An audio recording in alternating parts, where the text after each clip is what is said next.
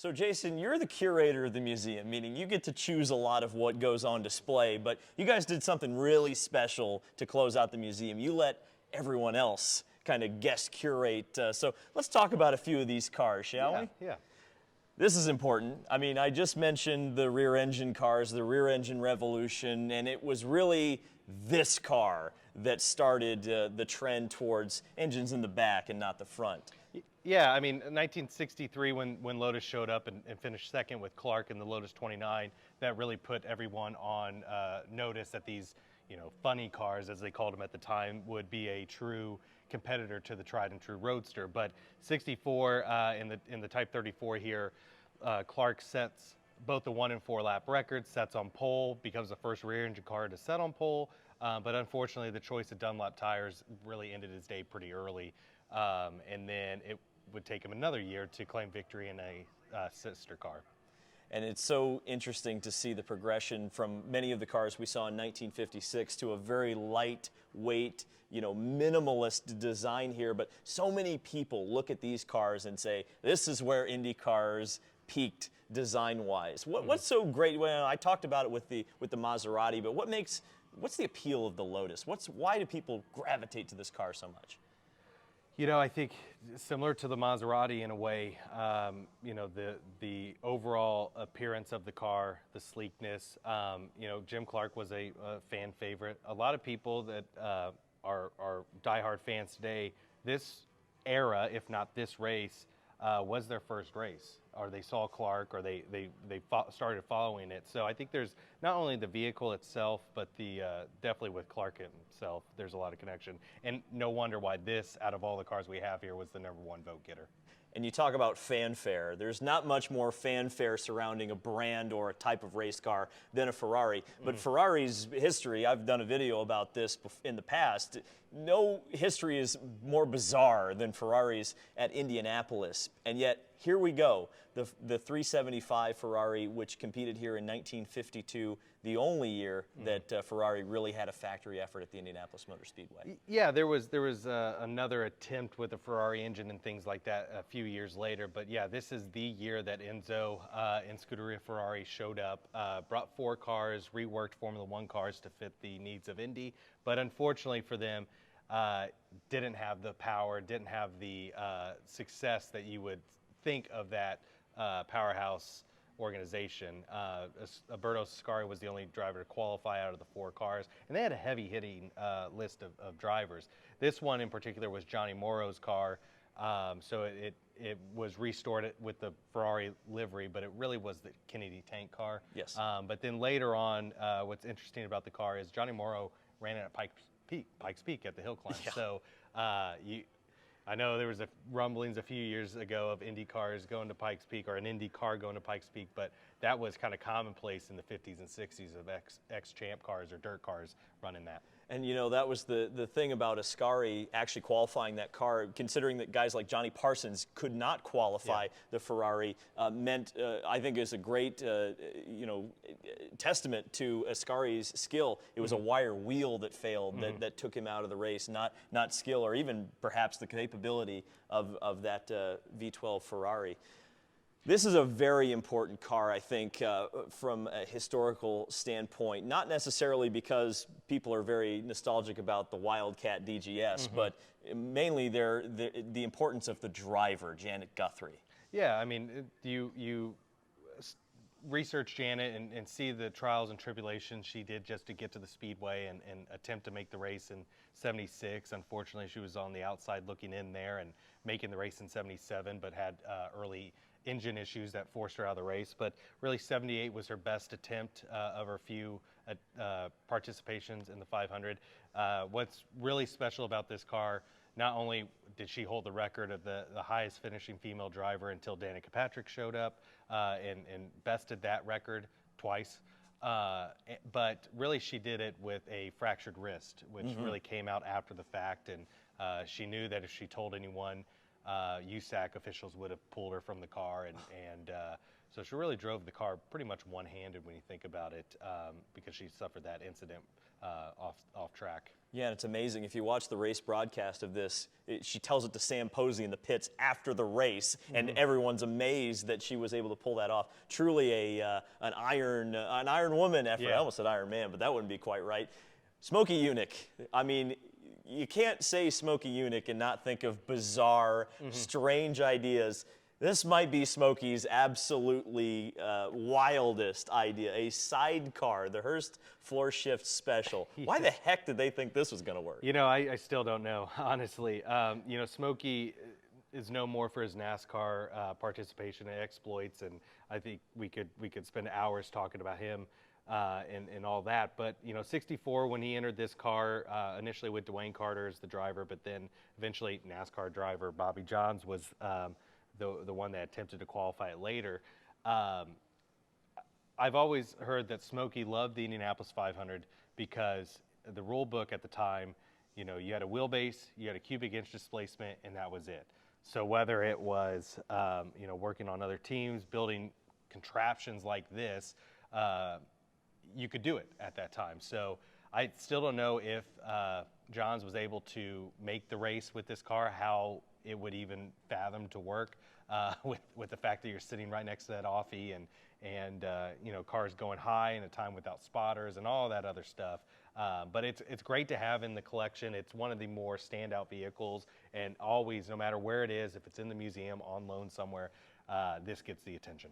So we have so much crossover these days in racing, where we're talking about European drivers coming over here, American drivers and teams going over to Europe. But the Race of Two Worlds was probably the coolest thing that has been attempted to merge the worlds of Grand Prix racing and Indianapolis cars. A race around the Monza Oval. Tell me about that. You know, it's this Kuzma, Eddie Kuzma built car for the Dean Van Lines team was pretty spectacular. Jimmy Bryant was the driver that would eventually go on and win that title. They raced that race in different heats, and 57 had a little light participation from the Grand Prix F1 drivers than, say, in 58. But what's interesting, not only do we have the trophy that's part of the collection, we have the 57 winner, but then, which is on loan in Nebraska right now, but we have the Watson that Jim Rathman won the following year. So we have both winners, the trophy. But this car is unique because the following year, 1958, A.J. Foyt was a rookie, like everyone else at one point in their career, and this was the car that he qualified for his first Indianapolis 500 and obviously start that legendary career. And A.J. said he didn't like that car very much. He didn't have a good time in it. He didn't have a great time in it, so it wasn't one of his better finishes. Obviously, those were to come. But, you know, the Dean Van Lines car, no matter if it's on this, if it's on the later cars, Mario cars, that white and blue, no matter if it's a roadster or a rear engine car, it looks great. Well, yeah, that was almost kind of like the Penske. You'd go drive for Dean Van Lines, and that really meant something back in those days. We talked about the NASCAR connection with Smokey Yunick, and this is another major NASCAR connection.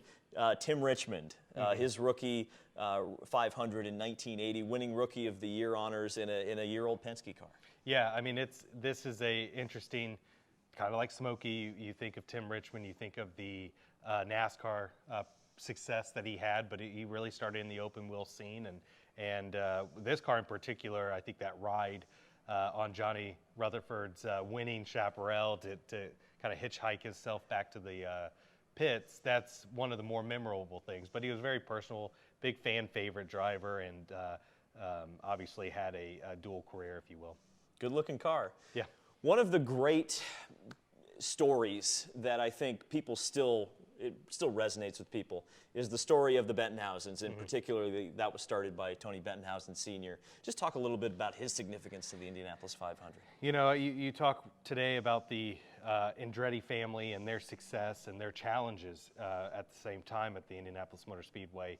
Unfortunately, the Bettenhausens, I think, have the latter half of that.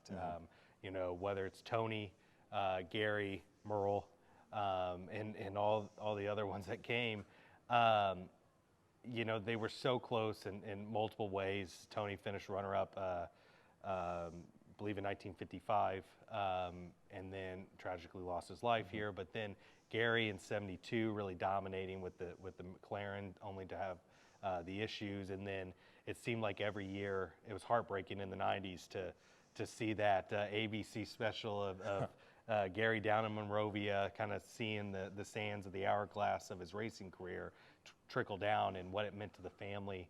And unfortunately, never had that victory for the family. But the Dalgard car here, Lindsey Hopkins' car, has the hat and the rabbit, which has that connection to Hopkins. Typical dirt car. We talked about longevity earlier. This car, in some capacity, even though it was built in the late '50s, raced with the cage in the '70s in the USAC Dirt Track Championship, which was not uncommon. It's unbelievable. We talked about European crossover, Alfa Romeo, another European, Italian brand, and another good-looking Italian, I have to say. It is, and obviously Alfa's time at the Speedway later on. With Smokey. Yeah, it was, and probably not the greatest to look back on. But, Alfas, whether it be the P3s or this 308 here, they were entered both before and after the war. This car in particular after.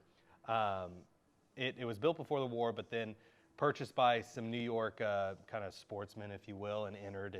And it ran both pre and post. Our friend that we mentioned earlier, Johnny Morrow, acquired the car and tried to qualify it towards its later attempts in the late '40s. But similar to the Ferrari, he ran it at Pikes Peak also. So another interesting car that you would probably never think running up a dirt mountain rally, but it did. Johnny Morrow had a thing for dirty Italians, I guess. We talk about big, heavy Chevys. This is a big, heavy Ford.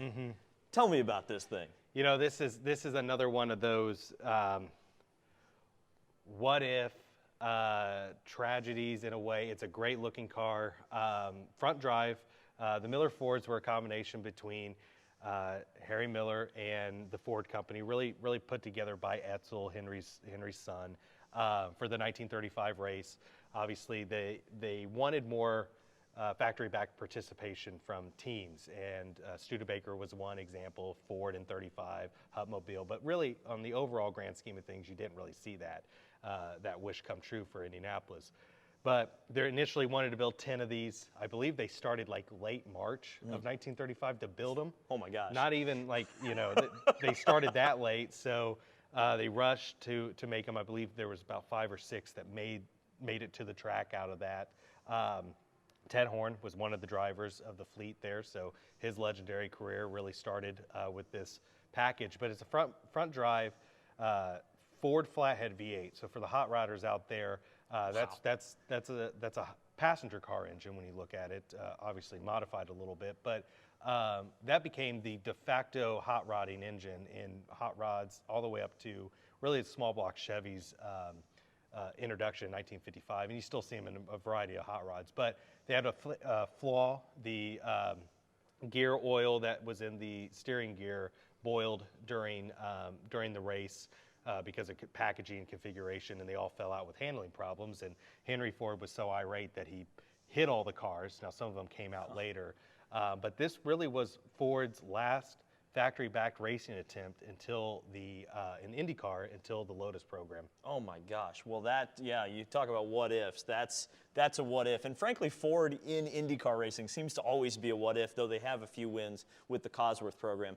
Now, in this display, there are 2 cars which I consider to be 2 of the greatest-looking Indy cars of all time, and this, the Lotus Wedge, is to me. I mean, this is just perfect. Yeah. I mean, this is the 67 with Parnelli and Granatelli in the side mount that the Smithsonian owns. You know, that heartbreaking story of Parnelli being only a handful of laps away and really the bearing failure ending his race so close to victory. The next year, with the help of Team Lotus, they built 4 of these cars. They had a rocky situation, obviously, with losing Spence in practice and that fatality. And losing Clark at Hockenheim. Losing Clark. Clark actually was supposed to drive one of these cars in '68. Jackie Stewart at one time was signed to the car. He had, I believe, a hand or wrist injury. That Parnelli Jones. Parnelli got in it. He also practiced the side mount in '67 before he hit the wall in it, and it was a little bit more annotated or antique compared to this. But obviously Joe Leonard getting in the car, setting the 1 and 4 lap record on pole, and then being 8 laps away, battling Bobby Unser throughout the day in the Eagle, but unfortunately having another mechanical failure, and for the second straight year, Granatelli bringing this high-tech car for the time and being only a handful of laps away from victory was very difficult. It's always interesting to read the programs about 1968. You mentioned the duel with Bobby Unser, really kind of one of the more modern type of Indy 500s, where it was back and forth throughout the entire day, kind of what we're used to nowadays, but it happening back in the 60s between two completely different race cars is amazing. And I always think it's funny that when these cars fell out, outside of Graham Hill, of course, crashed, their reason for being out of the race was described as flame out. Yeah, I always think that's interesting. Yeah, this car too is because of that wedge shape that Lotus discovered by testing their Type 38s, and realized that cigar-shaped car, which looks to be very aerodynamic and agile, it actually caused a lot of lift. And when they had computer telemetry at the time that they put on the car, tested here in late '67. So that's why they came out with this wedged cheese or door stop, because you could get that downforce, because USAC was not allowing aerodynamic devices. So then if you start looking at cars post '68, whether it's the Bronner Hawk, even the Colt Fords, you see that it may be a little bit more rounded, but you see that wedge shape before really the wings started coming. So this is kind of that missing link, if you will, between '60s Indy cars and then what came later. It's a great looking machine. Another thing that I think a lot of people are nostalgic for, and actually we get a taste of the past next year with Kyle Larson joining the Indianapolis 500, is the connection to the dirt scene, the open wheel dirt scene. And of course, no two names better than George Snyder, AJ Foyt. How important was this, because this was the road to Indy back in the day? Yeah, I mean, you raced almost every day of the week, definitely every weekend in different cities, mostly on mile dirt tracks or smaller, if you were an IndyCar driver at the time. And really AJ had no need to run dirt races by the mid '70s, but he was doing it for fun, and this really was the epitome of fun car for AJ. It was really George Snyder's car, but he would give it to AJ to run various races, and in the '70s had some success with this car. But it's very unique, the Chevy engine in it, just the look and feel of it. It is a bopper built car, so with that aspect of it, so it's a neat piece. And you can start to see the origins of modern sprint car racing in it, kind of what we were talking about with the Bettenhausen car with the cage. We got another front drive here. Yeah, so this is one of my favorite cars in the collection, because the fact that it's so high tech. Really, the 91.5 cubic inch displacement formula from 1926 to 1929 was the epitome of IndyCar racing. I know a lot of people talk about kart and the technology at that time against Formula One. This was up there with Grand Prix cars at the time when it comes to technology. And obviously that separated in 1930 when the rules changed. But this car in particular, Leon Duray was the driver. The front drive that you saw there, the inboard brakes, the intercooler, 91.5 cubic inches is 1.5 liters. So there's probably a lot of people that have in their passenger cars today a 2 or a little over 2 liter car. To think about the 20s having that, it's supercharged also. But what's unique about this car is it's set on pole in 1928 and set both the 1 and 4 lap records, which at that time the whole track was brick, and it held that record for about 8 years, even after the track was paved in certain areas.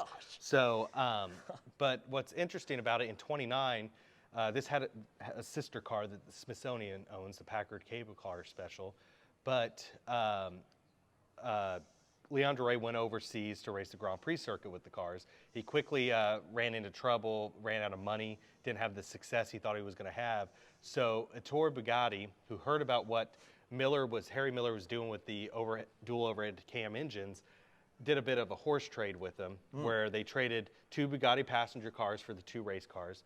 Duray sold those 2 passenger cars to buy his fare back to the States, and then Bugatti really reverse engineered the engine and then put that technology on his later Bugatti race cars. Holy so smokes. really a iconic car in that regard, and really bridges that gap between U.S. and European racing at the time when they were on the cusp of splitting. Wow, that's just amazing to me. And you know, I like most people, have grandparents, and if your grandparents were at all invested and interested in the Indianapolis 500, there's a couple of names they know. They know Offenhauser, they know Andretti, they know Foyt, they know Vukovic, and they know Novi. Yep.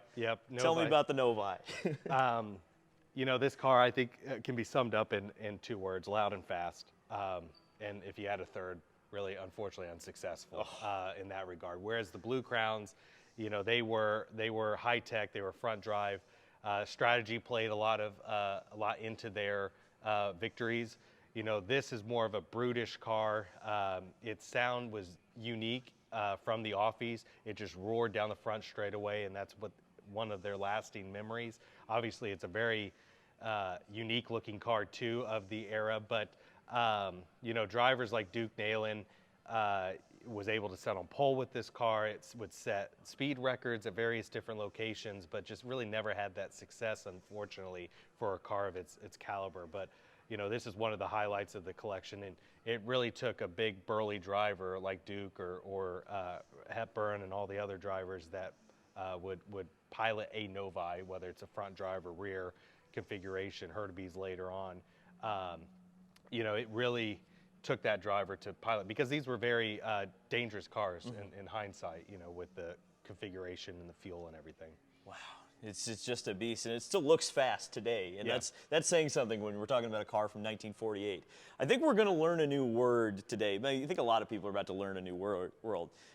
Dihedral wings. What the heck is dihedral, and what the heck is this car? Yeah, this is a unique car. So 1972 was the first year that USAC allowed bolt-on aerodynamic devices. So what we know now is like a conventional rear wing or front wing. Before that, they had a rule that any sort of aerodynamic feature had to be an integral part of the bodywork. The year prior, McLaren showed up with a wing, but they had an aluminum engine cover that connected to the back of the roll bar or the tub to the wing, which then became an engine cover. They got around it. So next year, USAC allowed bolt-on rear wings, whereas most people went with that conventional large rear wing. Maurice Philippe, the designer that came from Team Lotus to VPJ, thought he had a better idea and designed these with the dihedral wings. Unfortunately, they did not have the success. They debuted actually in Trenton just a few weeks before the month of May. And then by qualifying, or when they were going out to qualify, they completely redesigned the car, took the dihedral wings off, added a conventional rear wing on the back, and then would qualify in that configuration. But the VPJ team of this was the first year of what they called the super team, because you had Mario in this car, you had Joe Leonard and Al Unser in the sister cars. And we do have an example in the collection of all 3, but this is the only one that retained, after restoration, their dihedral wings to show that. And that VPJ team with that super team and a lot of out-of-the-box thinking, really kind of ahead of their time, because you think about now, you know, you have 3, 4, 5 car teams that will be in the Indianapolis 500 next year with strong driver lineups. This was the first time that was attempted. It's a shame that they didn't have like a McLaren or an Eagle to really take advantage of that until, of course, it was too late. Yeah, and you know, you really look at that that combination of those 3 drivers with the help of Firestone. The money that the tire companies, whether it's Goodyear or Firestone, were spending was astronomical. Not only in the development of the tires, but the contracts that they had with teams and other drivers. So Firestone was starting to consolidate their teams, if you will, and the super team was the kind of de facto Firestone team in a way, whereas Eagle or AAR, Penske, McLaren even were Goodyear cars. Amazing. So we kind of reached the peak. 1996. It's hard to say that the peak is 1996, but in terms of technology, in terms of development, in terms of the speed of the race cars, at least for now, we're getting close. This is the fastest car that has ever gone around the Indianapolis Motor Speedway. Officially, there's some talk about how fast this car went in practice, maybe how fast it would have gone if they'd gotten a Honda engine contract. But what's crazy is that this is actually a 94 chassis. A lot of people have a misconception that this is a 95. Tell me a little bit about the Renard that Arie Luyendyk set the track record in. Yeah, so this actually, as you pointed, this was a pretty quote-unquote old car at the time, and it was a backup car to Villeneuve player's car in 95 too. So our restoration mechanic Poppy, who was on that team in 95 and onward, has some resemblance with this car and knows it in its past configuration. But you know, I think this era especially is more of your wheelhouse, so I'll throw it to you to tell that part. Well, for sure. I mean, I guess we can talk about Arie Luyendyk and the fact that, of course, we had the split. So a lot of the big teams were not in Indianapolis for this race, but it opened up a lot of opportunities for drivers and teams that maybe didn't have an opportunity to win back in the past. You talk about Jonathan Byrd, who had tried for probably 2 decades at that point to try to win the Indianapolis 500. They put together a team originally with Project Indy at the start of the season. Then they split away from them. But a key point is that this chassis was actually Project Indy's in 1995, tried to qualify with Johnny Parsons, crashed. You mentioned that Jacques Villeneuve had it in 1994. They got this car from Project Indy. You mentioned it was the backup car. This car was not intended to race. They had a primary car which qualified originally second behind Scott Brayton, but the run was disallowed because the car was slightly, and I mean slightly, underweight. So what did the team do with engineer Tim Wardrop and Arie Luyendyk? They said, well, guess what? We're going to go for the freaking track record, because they had run at speeds. I mean, it was such an amazing year. You had Tony Stewart running, you know, he did 236 in the rookie test. Imagine if that would that fly these days? Probably not. But Arie and Tony and Scott Brayton and all those drivers were really knocking down the track record. Conditions on pole day weren't quite up to snuff, but on Sunday, which was the second of 4 qualifying days, there were ideal conditions. And so Arie went out by himself and did laps in excess of 237 miles an hour. The average actually ended up being about 239 or 236.9, but just an amazing machine. And like I said with the Lotus, just a beautiful car. Unfortunately, Arie wasn't able to not even lead a lap in this race. It got up to about second behind eventual winner Buddy Lazier and made some contact with Eliseo Salazar exiting the pits, which ruined the day for Arie. But he would have his revenge the next year, winning in '97. But certainly a car that is absolutely deserving of being in this collection, and certainly deserving of the votes that folks gave it. Yeah. I mean, it's kind of hard to think that we are creeping up to it, but in mile per hour sense or speed, we still have a long way to go in modern sense. But the good thing is, what the biggest difference by far is the increase in safety in the car. So going 234 now, or Palou or Dixon over the last 2 years, you know, it's in a much safer environment, if you can say that, in racing.